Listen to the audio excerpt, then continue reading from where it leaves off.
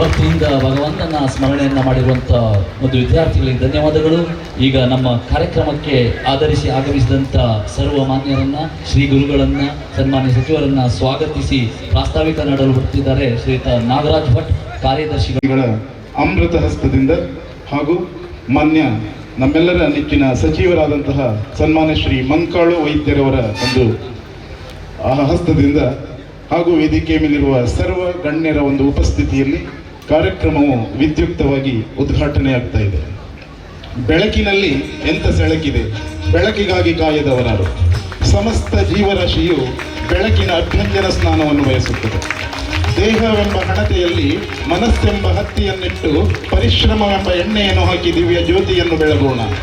ಸರ್ವರು ಸರ್ವರ ಹಿತಕ್ಕಾಗಿ ದುಡಿಯಬೇಕು, ಆನಂದಿಸಬೇಕು, ಬದುಕಿನಲ್ಲಿ ಸಿದ್ಧಿ ಪಡೆಯಬೇಕು. ಪತ್ತಿಯಲ್ಲಿರುವ ಪ್ರತಿ ಎಳೆಯಲ್ಲಿಯೂ ಅಡಗಿ ಕುಳಿತಿದೆ ಬೆಳಕಿನ ಕಿರಣ, ಎಣ್ಣೆಯಲ್ಲಿರುವ ಪ್ರತಿ ಕಣದಲ್ಲಿಯೂ ತುಡಿಯುತ್ತಿದೆ ಬೆಳಕಿನ ಹೊಂಗಿರಣ. ಬಾಳಿನಲ್ಲಿ ಮುಖ್ಯ ತತ್ವ ಬೆಳಕು. ಯಾವುದು ಕಣ್ಣಿಗೆ ಬೆಳಕೋ ಅದು ದೇಹದಲ್ಲಿ ಜೀವ, ಮನಸ್ಸಿನಲ್ಲಿ ಅರಿವು, ಆತ್ಮದಲ್ಲಿ ಆನಂದ. ಅದು ಎಲ್ಲವನ್ನು ನಡೆಸುತ್ತದೆ, ಅದು ಸ್ವತಃ ಚಲಿಸದು. ಅದು ದೂರದಲ್ಲಿದೆ, ಅದೇ ಹತ್ತಿರದಲ್ಲಿದೆ, ಅದು ಎಲ್ಲರದರ ಒಳಗೆಯೂ ಇದೆ. ಇದು ಬೆಳಕಿನ ಮಹಿಮೆಯನ್ನ ಯಜುರ್ವೇದ ವಿವರಿಸಿದ ಪರಿ. ಧನ್ಯವಾದಗಳು.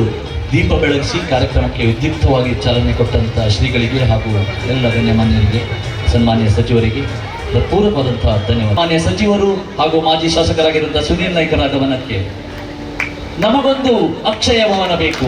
ನಮ್ಮ ದೇವಸ್ಥಾನ ಮಂಕಿ ಗ್ರಾಮ ಅನ್ನೋದು ರಾಜ್ಯದಲ್ಲೇ ದೊಡ್ಡ ಗ್ರಾಮ. ಅಂತ ಗ್ರಾಮ ಜನಸಂಖ್ಯೆಯಲ್ಲೂ ಕೂಡ ಅಷ್ಟೇ ಹೊಂದಿದ್ದೇವೆ ಹಾಗೂ ಆರ್ಥಿಕವಾಗಿ ಅಭಿವೃದ್ಧಿಯಾಗ್ತಾ ಇದ್ದೇವೆ, ಜೊತೆ ಧಾರ್ಮಿಕವಾಗಿ ಅಷ್ಟೇ ಹೊಂದಿದ್ದೇವೆ. ಅಂತಹ ಒಂದು ಸಂದರ್ಭದಲ್ಲಿ ನಮ್ಮ ದೇವಸ್ಥಾನದಲ್ಲಿ ಅಕ್ಷಯ ಭವನ, ಸಣ್ಣ ಅಕ್ಷಯ ಭವನನೋ ಅಥವಾ ಒಂದು 100, 200, 500 ಜನ ಕುಳಿತುಕೊಳ್ಳುವಂಥದ್ದಲ್ಲ, 2000 ಜನ ಕುಳಿತುಕೊಳ್ಳುವಂಥ ಒಂದು ಅಕ್ಷಯ ಭವನ, ಜೊತೆಯಲ್ಲಿ ಕಾರ್ಯಕ್ರಮಕ್ಕೂ ಅನುಕೂಲವಾಗುವಂಥ ಒಂದು ಭವನ ಬೇಕು. ಅದಕ್ಕೆ ನಾವೊಂದು ಅಂದಾಜು 1,75,00,000 ಒಂದು ಬಜೆಟ್ ಅನ್ನು ಸಿದ್ಧಪಡಿಸಿದ್ದೇವೆ. ಅದಕ್ಕೆ ನಮಗೆ ಶ್ರೀ ಗುರುಗಳ ಆಶೀರ್ವಾದ ಬೇಕು. ಸನ್ಮಾನ್ಯ ಸಚಿವರ ವಿಮಾನದಿಂದ ಗೌರವಿಸಿ ಸಮರ್ಪಿಸಲ್ಪಡುವಂತಹ ಸನ್ಮಾನ ಪತ್ರ.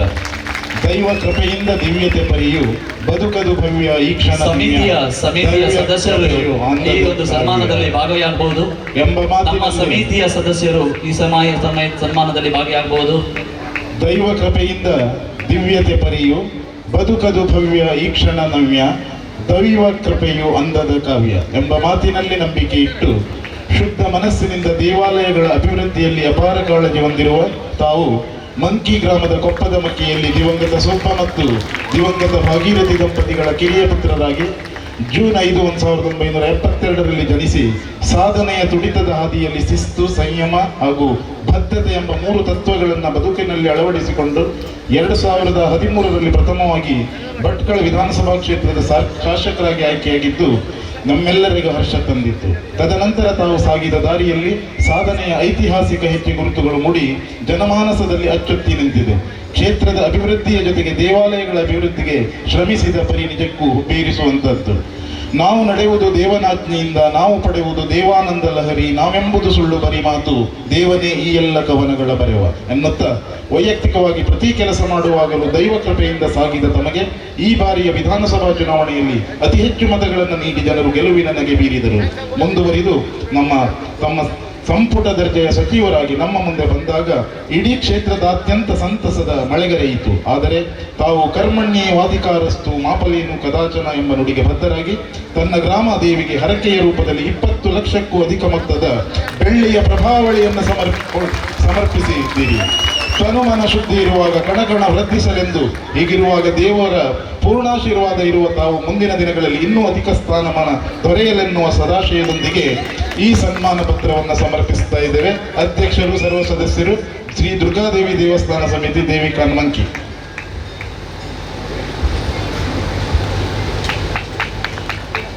ಸನ್ಮಾನ ಪತ್ರವನ್ನು ಸಮರ್ಪಿಸುತ್ತಿರುವಂತಹ ಸಂದರ್ಭ. ಈಗ ಮುಂದಿನ ಸನ್ಮಾನ ಇವತ್ತಿನ ಕಾರ್ಯಕ್ರಮದ ಆಚಾರ್ಯತ್ವವನ್ನು, ಈ 3 ದಿನಗಳ ಕಾರ್ಯಕ್ರಮದ ಆಚಾರ್ಯತ್ವವನ್ನು ವಹಿಸಿಕೊಂಡು ಕಾರ್ಯಕ್ರಮವನ್ನು ಯಶಸ್ವಿಯಾಗಿ ನಡೆಸಿಕೊಟ್ಟಂತ ಕಟ್ಟೆ ಶಂಕರ್ ಭಟ್ರವರಿಗೆ ಅವರು ವೇದಿಕೆಗೆ ಬಂದು ಸ್ವೀಕರಿಸಬೇಕು. ನಮ್ಮ ಸಮಿತಿಯ ಸದಸ್ಯರು ವೇದಿಕೆಗೆ ಹೋಗಿ ಈ ಸನ್ಮಾನವನ್ನು ನಡೆಸಿಕೊಡಬೇಕು ಗುರುಗಳ ಸಾನ್ನಿಧ್ಯದಲ್ಲಿ. ಮುಂದೆ ನಮ್ಮ ಇವತ್ತಿನ ಈ ನಮ್ಮ ದೇವಸ್ಥಾನದ ಬಂಗಾರದ ಕೆಲಸಗಳಿರ್ಬೋದು, ಆಭರಣ ಕೆಲಸಗಳಿರ್ಬೋದು, ಬೆಳ್ಳಿಯ ಕೆಲಸಗಳಿರ್ಬೋದು, ಗಂಧ ಹಿತ್ತಲದ ಶೆಟ್ರವರು ನಮಗೆ ಈ ಕಾರ್ಯವನ್ನ ನಡೆಸಿಕೊಡ್ತಾರೆ. ಅವರು ತಮ್ಮ ತಂದೆ ಪರವಾಗಿ ಬಂದಿದ್ದಾರೆ. ಅವರಿಗೆ ನಾವು ಈ ಸಂದರ್ಭದಲ್ಲಿ ಗುರುಗಳ ಸಮ್ಮುಖದಲ್ಲಿ ಒಂದು ಕಿರು ಗೌರವವನ್ನ ಮಾಡಲಿಕ್ಕೆ ಬಯಸ್ತಾ ಇದ್ದೇವೆ.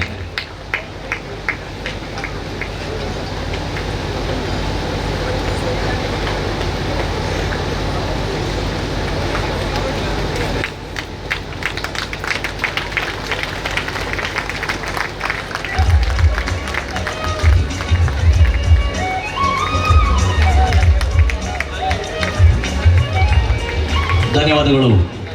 ನಮ್ಮ ಇವತ್ತಿನ ಕಾರ್ಯಕ್ರಮದ ಅತಿಥಿಗಳಾಗಿ ಆಗಮಿಸಿರುವಂತಹ ಶ್ರೀಯುತ ಸುನೀಲ್ ಬಿ ನಾಯ್ಕರವರಿಗೆ ನಾವು ಗುರುಗಳಿಂದ ಒಂದು ಆಶೀರ್ವಾದ ರೀತಿಯಲ್ಲಿ ಒಂದು ಕಿರು ಗೌರವವನ್ನು ನೀಡಲಿಕ್ಕೆ ಬಯಸ್ತಾ ಇದ್ದೇವೆ.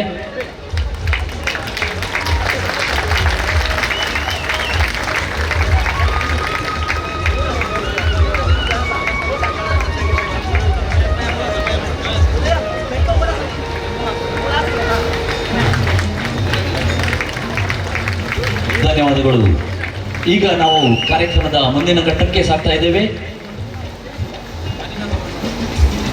ಸನ್ಮಾನವನ್ನ ನಡೆಸಿಕೊಟ್ಟಂತಹ ಸರ್ವರಿಗೂ ಹೃತ್ಪೂರ್ವಕವಾದಂತಹ ಧನ್ಯವಾದಗಳನ್ನು ಸಲ್ಲಿಸ್ತಾ ಈಗ ಕಾರ್ಯಕ್ರಮದ ಮುಖ್ಯ ಅತಿಥಿಗಳು ಸನ್ಮಾನ್ಯ ಸಚಿವರು, ಉತ್ತರ ಕನ್ನಡ ಜಿಲ್ಲಾ ಉಸ್ತುವಾರಿ ಮಂತ್ರಿಗಳು ಆಗಿರುವಂತಹ ಮಂಕಾಳ ಎಸ್ ವೈದ್ಯರವರ ನುಡಿಗಾಗಿ ಈ ಸಮಯ.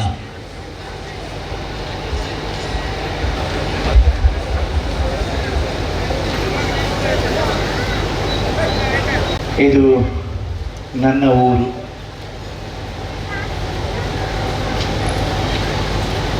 ನಾನು ಭಾಳ ದೇವರ ಹಾಗೂ ಗುರುಗಳ ಭಕ್ತ.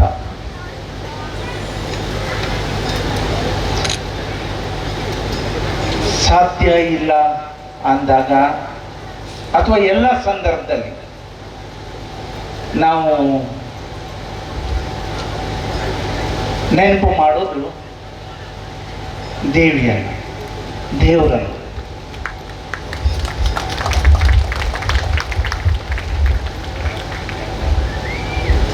ನಾನು ಇಲ್ಲಿ ಬಂದು ಪ್ರಾರಂಭದಲ್ಲಿ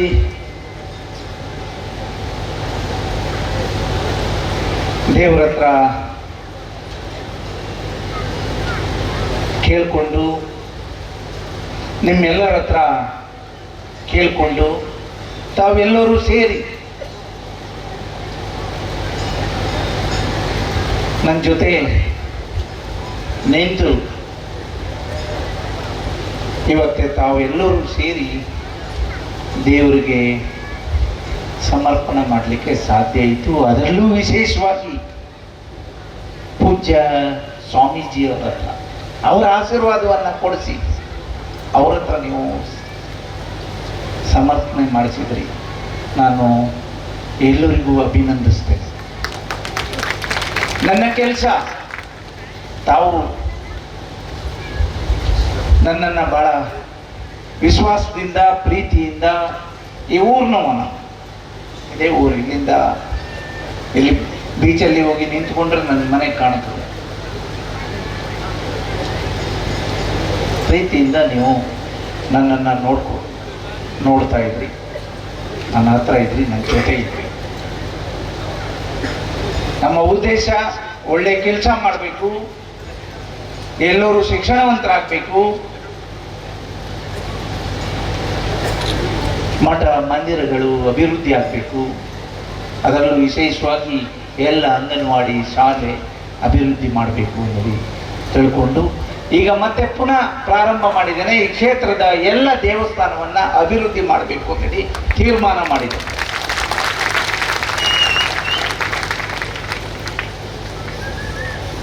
ನಾವು ಕಣ್ಣು ಬಿಟ್ಟರೆ ದೇವರೇ ಅಂತ ಹೇಳೋದು, ಕಣ್ಣು ಮುಚ್ಚಿದ್ರೆ ದೇವರೇ ಅಂತ ಹೇಳೋದು. ದೇವರನ್ನ ನಂಬಿಕೊಂಡಿರುವುದು.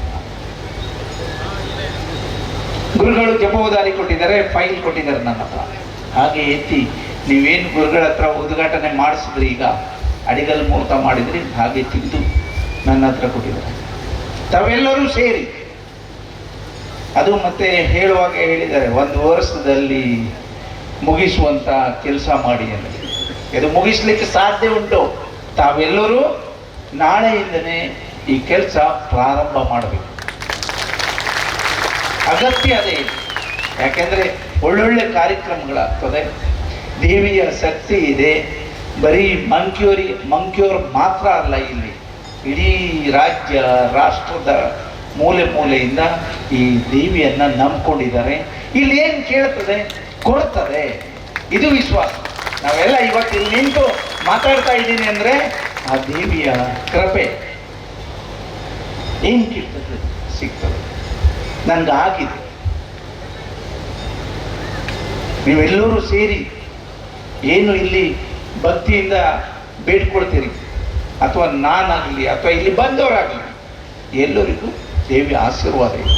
ಹಾಗಾಗಿ ತಾವೆಲ್ಲರೂ ಸೇರಿಕೊಂಡು ಏನು ಬೇರೆ ಬೇರೆ ಊರಿನಿಂದ ಬಂದಿರ್ತಾರೆ, ಅವರಿಗೆ ಏನು ಒಳ್ಳೆಯ ರೀತಿಯಲ್ಲಿ ಅವರಿಗೆ ದರ್ಶನವನ್ನು ಕೊಡಬೇಕು, ದೇವಿ ಆಶೀರ್ವಾದ ಮಾಡಿಸ್ಬೇಕು, ಅವರಿಗೆ ಊಟವನ್ನು ಹಾಕಿ ಕಳಿಸ್ಬೇಕು ಅಂತೇಳಿ ಒಳ್ಳೆಯ ಉದ್ದೇಶವನ್ನು ಇಟ್ಕೊಂಡಿದ್ರೆ ಈ ಕಾರ್ಯಕ್ರಮವನ್ನು ನಾವು ನೀವು ಸೇರಿ ಮಾಡೋಣ. ಯಾವುದೇ ಕಾರಣಕ್ಕೆ ಈ ಕಾರ್ಯಕ್ರಮ ನಿಲ್ಲೋದಿಲ್ಲ.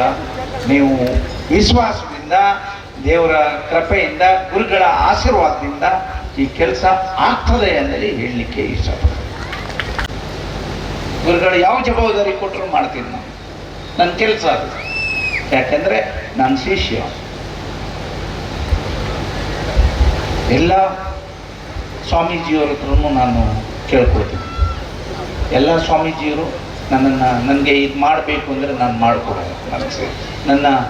ನಾನು ಹಿಂದಿನಿಂದನೂ ಮಾಡ್ಕೊಂಡು ಬಂದಂಥ ನಾನೇನು ಮಠಕ್ಕೆ ಮಾಡಿದೆ, ದೇವಸ್ಥಾನಕ್ಕೆ, ಶಾಲೆಗೆ ಶಿಕ್ಷಣವನ್ನು ಕೊಡುತ್ತೆ, ಅದು ನನ್ನ ಆಸ್ತಿಯಾಗಿ ಇರ್ತದೆ. ಅದು ನನ್ನ ಆಸ್ತಿಯಾಗಿರ್ತದೆ. ನಾನೇನು ಮಾಡಿದ್ದೀನಿ ಅದು ನನ್ನ ಆಸ್ತಿ ಅಲ್ಲ. ನೀವೆಲ್ಲ ಇದೇನು ಮಾಡಬೇಕು ಅಂತೀರಿ, ತಾವೆಲ್ಲರೂ ಸೇರಿಕೊಂಡು ಏನು ಹೇಳ್ತೀರಿ ಅದನ್ನು ಮಾಡುವ, ಅದನ್ನು ಉಳಿಬೇಕು ಅಂತೇಳಿ ನನ್ನ ಆಸೆ. ಹಾಗಾಗಿ ನಾನು ಯಾವಾಗಲೂ ಗುರುಗಳು ಇದ್ದ ವೇದಿಕೆಯಲ್ಲಿ ಹೆಚ್ಚು ಮಾತಾಡೋದಿಲ್ಲ. ಯಾಕೆಂದರೆ ನೀವು ಅಷ್ಟೇ ಅಲ್ಲ, ನಾನು ಸಹ ಗುರುಗಳ ಹಿತನುಡಿಯನ್ನು ಅಥವಾ ಮಾರ್ಗದರ್ಶನವನ್ನು ಅಳವಡಿಸ್ಕೊಂಡು ಒಳ್ಳೆಯ ಕೆಲಸ ಮಾಡಬೇಕು ಅಂತೇಳಿ ಇದ್ದೇನೆ. ಹಾಗಾಗಿ ನಾನು ಹೆಚ್ಚು ಮಾತಾಡೋದಿಲ್ಲ. ಇದು ನನ್ನ ಊರು. ಇಲ್ಲಿ ಬೇಕಾದಂಥ ಎಲ್ಲ ವ್ಯವಸ್ಥೆ ಆಗ್ತದೆ. ಈ ಊರಿಗೂ ಏನು ಕೇಳಿದ್ದೀರಿ, ಕೇಳದೆ ಇದ್ದದ್ದು ನನಗೆ ಗೊತ್ತಿರುತ್ತೆ. ಯಾಕೆಂದರೆ ನನ್ನ ಊರಿಗೂ ಅದನ್ನು ಪೂರ್ತಿ ಮಾಡುವಂಥ ಕೆಲಸವನ್ನು ನಾನು ಮಾಡ್ತೀನಿ. ತಮಗೆಲ್ಲರಿಗೂ ದೇವರು ಒಳ್ಳೇದು ಮಾಡಲಿ, ಗುರುಗಳ ಆಶೀರ್ವಾದ ಇರಲಿ. ಗುರುಗಳ ಆಶೀರ್ವಾದ ಯಾವಾಗಲೂ ನಮ್ಮ ಜೊತೆನೂ ಇರಲಿ ಅನ್ನಲಿ ಗುರುಗಳಲ್ಲಿ ವಿನಯಪೂರ್ವಕ ವಿನಂತಿ ಮಾಡಿಕೊಂಡು ನನ್ನ ಮಾತನ್ನು ಮುಗಿಸ್ತೀನಿ.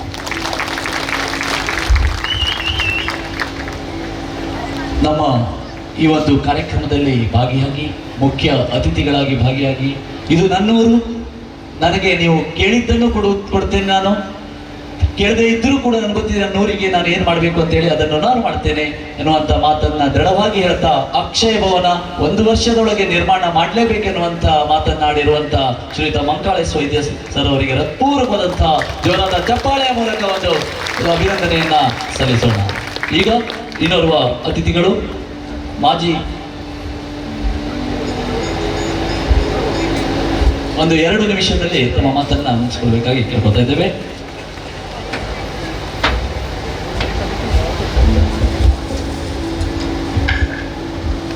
ನನ್ನ ಆರಾಧ್ಯ ದೇವರಾಗಿರ್ತಕ್ಕಂಥ ಶ್ರೀ ದುರ್ಗಾ ಪರಮೇಶ್ವರಿಯ ಚರಣಗಳಿಗೆ ಅನಂತ ಅನಂತ ಪ್ರಣಾಮಗಳನ್ನ ಸಲ್ಲಿಸ್ತಾ, ಇವತ್ತಿನ ವ್ಯಾಸಪೀಠದಲ್ಲಿ ಆಸೀನರಾಗಿರ್ತಕ್ಕಂಥ ಶ್ರೀಮದ್ ಜಗದ್ಗುರು ಶಂಕರಾಚಾರ್ಯ ಶ್ರೀಮದ್ ಗಂಗಾಧರೇಂದ್ರ ಸರಸ್ವತಿ ಸ್ವಾಮೀಜಿಗಳ ಪಾದರ್ವಿಂದಕ್ಕೆ ಮತ್ತೊಮ್ಮೆ ಶಿಷ್ಟಾಷ್ಟಾಂಗ ನಮಸ್ಕಾರವನ್ನ ಅರ್ಪಿಸ್ತಾ, ಇವತ್ತು ವಿಶೇಷವಾಗಿ ಪ್ರಭಾವಳಿಯನ್ನ ದೇವಸ್ಥಾನಕ್ಕೆ ಅರ್ಪಿಸಿದಂತ ಮಾನ್ಯ ಮೀನುಗಾರಿಕಾ ಬಂದರ ಒಳನಾಡ ಸಚಿವರು ಆತ್ಮೀಯರಾಗಿರ್ತಕ್ಕಂಥ ಸನ್ಮಾನ್ಯ ಮಂಕಾಳೇಶ್ ವೈದ್ಯ ಅವರೇ, ವೇದಿಕೆ ಮೇಲೆ ಆಸೀನರಾಗಿರ್ತಕ್ಕಂಥ ದೇವಸ್ಥಾನದ ಅಧ್ಯಕ್ಷರು ಆತ್ಮೀಯರಾಗಿರ್ತಕ್ಕಂಥ ರಮೇಶ್ ದುರ್ಗಯ್ಯ ನಾಯಕರವರೇ,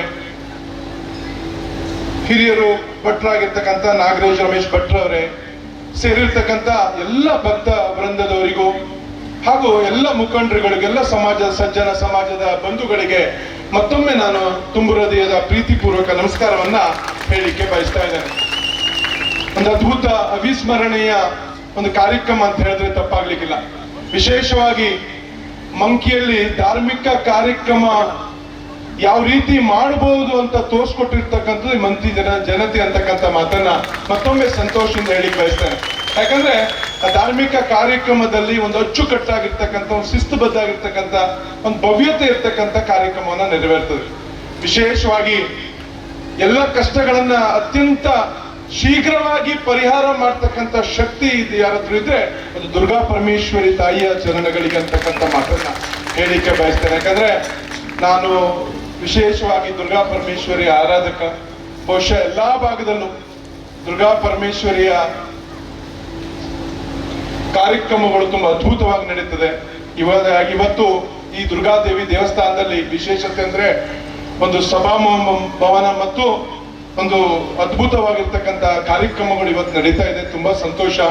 ಈಗಾಗಲೇ ಸಭಾಭವನ ಗುರುಗಳು ಒಂದು ವರ್ಷದಲ್ಲಿ, ಅದರಲ್ಲೂ ಸಚಿವರು ಭರವಸೆ ಕೊಟ್ಟಿದ್ದಾರೆ, ಒಂದು ವರ್ಷದಲ್ಲಿ ಮುಗಿಸುವ ಅಂತಕ್ಕಂಥದ್ದು. ಖಂಡಿತ ಸರ್, ನಿಮ್ಮ ಜೊತೆಗೆ ನನ್ನಿಂದ ಏನೇ ಸಹಕಾರ ಬೇಕು ಇದ್ರು ಖಂಡಿತ ನಿಮ್ಮ ಜೊತೆಗೆ ಹೆಗಲು ಹೆಜ್ಜೆ ಕೊಟ್ಟು ನಿಂತ್ಕೊಳ್ಳುವಂತ ಕೆಲಸ ಮಾಡ್ತೇನೆ. ಯಾವತ್ತು ದೇವಸ್ಥಾನಕ್ಕೆ ಹೆಚ್ಚು ಸಹಕಾರ ಆಶೀರ್ವಾದವನ್ನ ಕೊಟ್ಟಕ್ಕಂಥ ನನಗೆ, ಆದ್ರೆ ಅದೇ ರೀತಿ ದೇವಸ್ಥಾನಕ್ಕೆ ಹೆಚ್ಚು ಸಹಕಾರ ಕೊಡುವಂತ ಕೆಲಸ ನಾನು ಮಾಡ್ತೇನೆ ಅಂತಕ್ಕಂಥ ಭರವಸೆನ ಈ ಸಂದರ್ಭ ಕೊಡ್ತಾ ತುಂಬಾ ಸಂತೋಷ ಅಂತ ಹೇಳಿದ್ರೆ, ನನಗೆ ಇಲ್ಲಿ ಕರೆದು ಒಬ್ಬ ಮಾಜಿ ಶಾಸಕನಾದ್ರೂ ನೀವು ನನಗೆ ಕರೆದು ವೇದಿಕೆ ಕೊಟ್ಟಿರ್ತಕ್ಕಂಥದ್ದು ನಿಮ್ಮ ನಾನು ಕೃತಜ್ಞತೆಯನ್ನ ಸಲ್ಲಿಸಲಿಕ್ಕೋಸ್ಕರ ನಾನು ಮಾತು ಮುಗಿಸ್ತೇನೆ. ಧನ್ಯವಾದಗಳು. ಯುವಕರು ಜೊತೆಯಲ್ಲಿ ಮಾತೃ ಮಂಡಳಿಯ ಸದಸ್ಯರು, ಮಹಿಳಾ ಮಂಡಳಿಗಳು, ಮಂಜುನಾಥ್ ಕೇಶೆಟ್ ಎಲ್ಲಿದ್ರು ಬರಬೇಕು.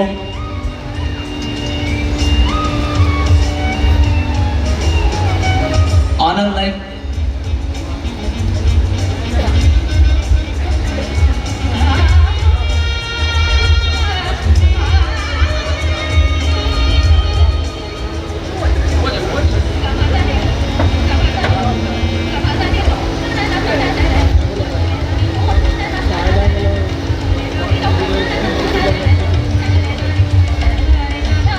ಕಟ್ಟುನಿಟ್ಟಾದ ಅನುಷ್ಠಾನ, ಅಗಾಧ ತಪೋಬಲದ ಅಂತಸತ್ವಗಳ ಸಾಕಾರ ಮೂರ್ತಿ ಶ್ರೀ ಶಂಕರಾಚಾರ್ಯ ಪರಂಪರೆಯ ಶ್ರೀ ಮಹಾಸಂಸ್ಥಾನ ಸೋಂದ ಸರ್ಣೋಲ್ಲಿ ಮಠದ 54ನೆಯ ಯತಿವರಣ್ಯರು ಶ್ರೀಮದ್ ಗಂಗಾಧರೇಂದ್ರ ಸರಸ್ವತಿ ಮಹಾಸ್ವಾಮಿಗಳು ಸದಾ ಸಮಾಜ ಸ್ಪರ್ಶಿ ಕಳಕಳಿಯ ಮೂಲಕ ಸಾಮಾಜಿಕ ಪರಿವರ್ತನೆಗೆ ಹೊಸ ಭಾಷ್ಯ ಬರೆಯುತ್ತಿರುವ ಶ್ರೀಗಳು ಹಮ್ಮಿಕೊಂಡಂತಹ ಆಧ್ಯಾತ್ಮಿಕ, ಧಾರ್ಮಿಕ, ಸಾಮಾಜಿಕ ಕಳಕಳಿಯ ಕಾರ್ಯಕ್ರಮ ಬ್ರಹ್ಮ ವೇದಾಂತ ಗೋಚರಂ ಭೂಯೋ ಲಾಳಿತ ಸಂಸಾರ ಛೇದ ಹೇತು ಜಗತ್ಗುರುಂ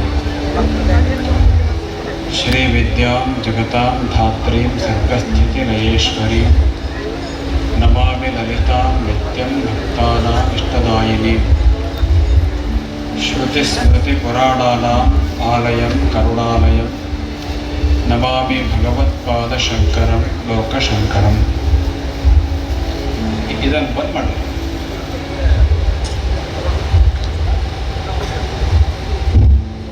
ಶ್ರೀ ದುರ್ಗಾ ಪರಮೇಶ್ವರಿಯ ಸನ್ನಿಧಿಯಲ್ಲಿ ಸೇರಿರುವ ಮಂಕಿಯ ಎಲ್ಲ ಮಹಾಜನರೇ, ಮಾತೆಯರೇ, ಈ ಊರಿನವರೇ ಆದ ಸಚಿವ ಶ್ರೀ ಬಂಕಾಳ ವೈದ್ಯವರೇ, ಇಲ್ಲಿಯ ಸದಾ ಸೇವೆ ಕಟಿಬದ್ಧರಾಗಿರುವ ಶ್ರೀ ಸುನೀಲ್ ನಾಯ್ಕರವರೇ, ದೇವಸ್ಥಾನದ ಆಡಳಿತ ಮಂಡಳಿಯ ಎಲ್ಲ ಪದಾಧಿಕಾರಿಗಳ ಸದಸ್ಯರೇ, ಈ ಕಾರ್ಯಕ್ರಮವನ್ನು ವಿದ್ಯುಕ್ತವಾಗಿ ನೆರವೇರಿಸಿಕೊಡ್ತಾ ಇರುವ ಎಲ್ಲ ವಿಪ್ರೋತ್ತಮರೇ, ಮಂಕಿ ಅನೇಕ ದೇವಸ್ಥಾನಗಳು ಮತ್ತು ಮಠಗಳು ಇರುವ ಒಂದು ಶ್ರದ್ಧಾವಂತರ ಪ್ರದೇಶ. ಏಷ್ಯಾದಲ್ಲೇನೆ ಅತ್ಯಂತ ದೊಡ್ಡ ಹಳ್ಳಿ ಅನ್ನುವ ಖ್ಯಾತಿ ಈ ಊರಿಗಿದೆ. ಬರೀ ಭಾರತದಲ್ಲ, ಇಡೀ ಏಷ್ಯಾದಲ್ಲೇನೆ ಅತ್ಯಂತ ದೊಡ್ಡ ಹಳ್ಳಿ ಅನ್ನುವಂಥ ಒಂದು ಖ್ಯಾತಿ ಇದೆ.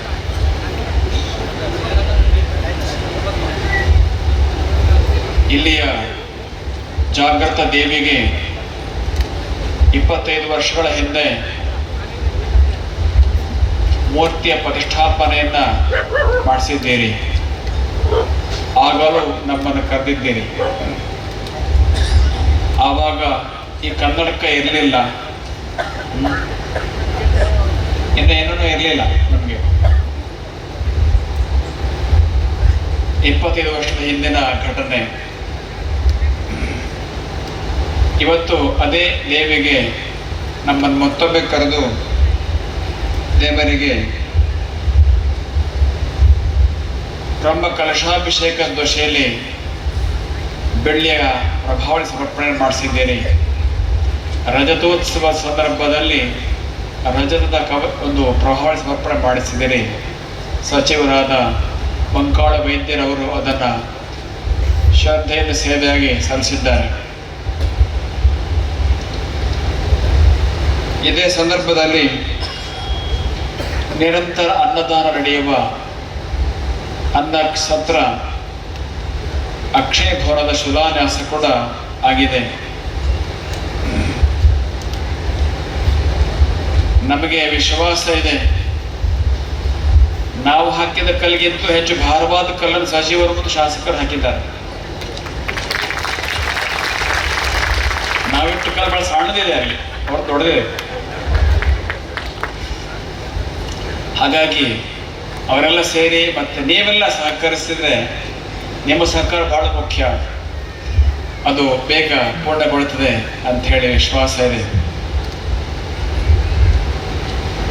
ಇವತ್ತು ಶತಚಂಡಿಕಾ ಯಾಗ ನಡೆದಿದೆ. ಅಲ್ಲದೆ ದೇವರಿಗೆ ಕಲಾವೃತ್ತಿ ಹವನವನ್ನು ಕೂಡ ಕಟ್ಟೆ ಶಂಕರ ಭಟ್ರು ನೆರವೇರಿಸಿದ್ದಾರೆ. ಯಜ್ಞ ಬಹಳ ಅಮೂಲ್ಯವಾದಂಥ ಒಂದು ನಮ್ಮ ಧರ್ಮದ ಭಾಗ. ಯಾಕಂದರೆ ಯಜ್ಞದಿಂದ ಮಳೆ ಬೆಳೆ ಸಮೃದ್ಧಿಗಳಾಗ್ತವೆ. ಹೇಗೆ ಗಿಡಗಳನ್ನು ನೆಟ್ಟರೆ ಅದರಿಂದ ಸಮಾಜಕ್ಕೆ ಸಮೃದ್ಧಿ ಆಗ್ತದೆ, ಗಿಡಗಳು ನೆಟ್ಟರೆ ಅಲ್ಲಿ ಹೆಚ್ಚು ಮಳೆ ಬರುತ್ತೆ ಅಂತ ಕೂಡ ವಿಜ್ಞಾನಿಗಳು ಹೇಳ್ತಾರೆ. ವಾತಾವರಣ ಶುದ್ಧಿ ಆಗ್ತದೆ ಅಂತ ಹೇಳ್ತಾರೆ. ಅದೇ ಥರ ಯಜ್ಞದಿಂದಲೂ ಕೂಡ ವಾತಾವರಣ ಶುದ್ಧಿ ಆಗ್ತದೆ, ಮಳೆ ಬರ್ತದೆ, ಇನ್ನು ಅನೇಕ ಸಮೃದ್ಧಿಗಳಾಗ್ತವೆ. ಅಂಥ ಒಂದು ಶ್ರೇಷ್ಠವಾದ ಶತಚಂಡಿಕಾ ಯಾಗ ಇಲ್ಲಿ ನೆರವೇರಿದೆ. ರಜತ ಮಹೋತ್ಸವ ಸಂದರ್ಭದಲ್ಲಿ ಶತಚಂಡಿಕಾ ಯಾಗ ಮಾಡಿರೋದು ಒಂದು ಒಳ್ಳೆಯ ಸೂಚನೆ. ಏನಂದರೆ ಈಗ 25 ವರ್ಷ ಕಳೆದುಕೊಂಡು ಬಂದಿದ್ದೀರಿ, ಒಂದು 100 ವರ್ಷಗಳ ಕಾಲ ದೇವಸ್ಥಾನದಿಂದ ನಡೆಸ್ಕೊಂಡು ಹೋಗ್ತೀರಿ ಅಂತೇಳಿ ಇದರಿಂದ ಸೂಚನೆ ಆಗ್ತದೆ.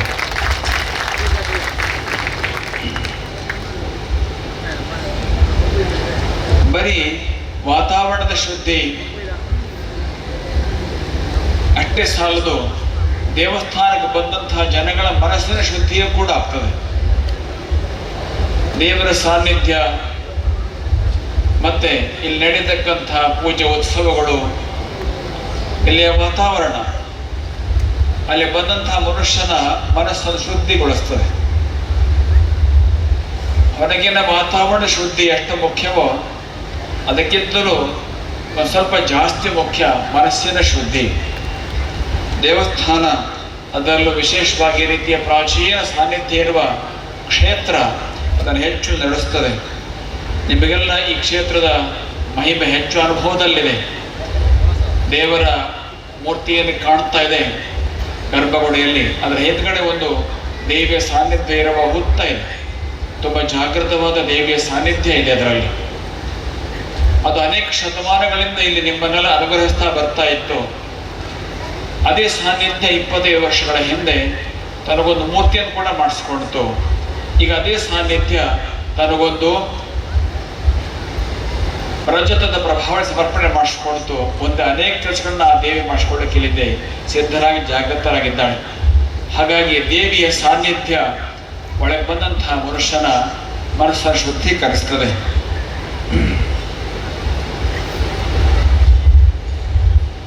ಮನಸ್ಸನ್ನು ಶುದ್ಧೀಕರಿಸುವುದಕ್ಕೆ ದೇವಸ್ಥಾನದಲ್ಲಿ ಧಾರ್ಮಿಕ ಗ್ರಂಥಗಳ ಪಠನ ಬಹಳ ಮುಖ್ಯ ಪಾತ್ರ ವಹಿಸ್ತದೆ.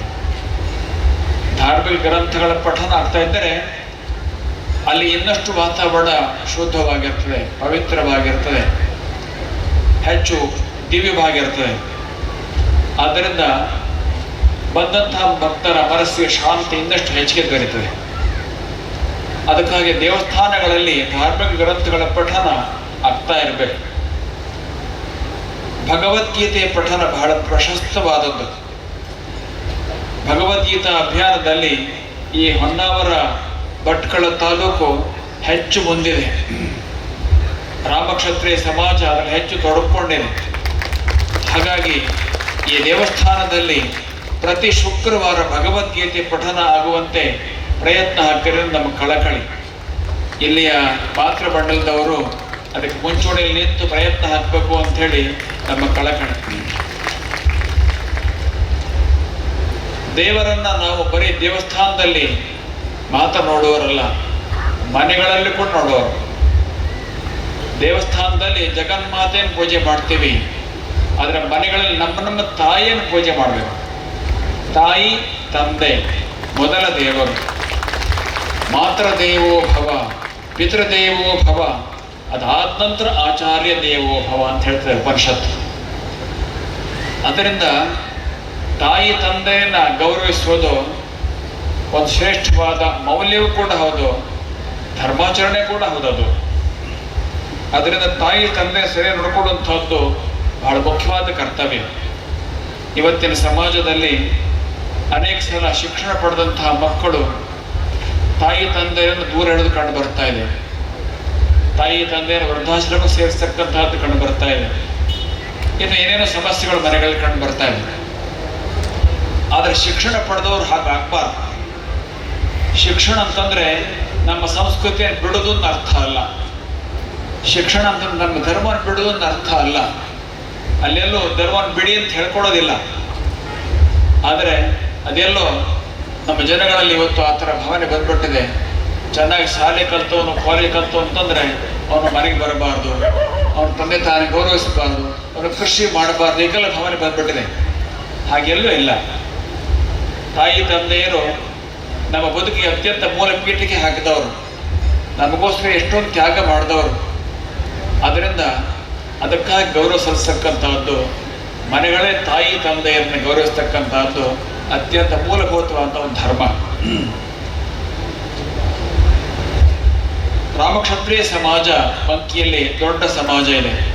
ಇಲ್ಲಿ ಇನ್ನೂ ಅನೇಕ ಸಮಾಜಗಳಿದ್ದಾವೆ ದೊಡ್ಡವರು. ರಾಮಕ್ಷತ್ರಿಯ ಸಮಾಜದ ಬಗ್ಗೆ ಒಂದು ಮಾತನ್ನ ಹೇಳಬೇಕು ಅಂತ ನಾವು ಅಂದ್ಕೊಂಡಿದ್ದೇವೆ.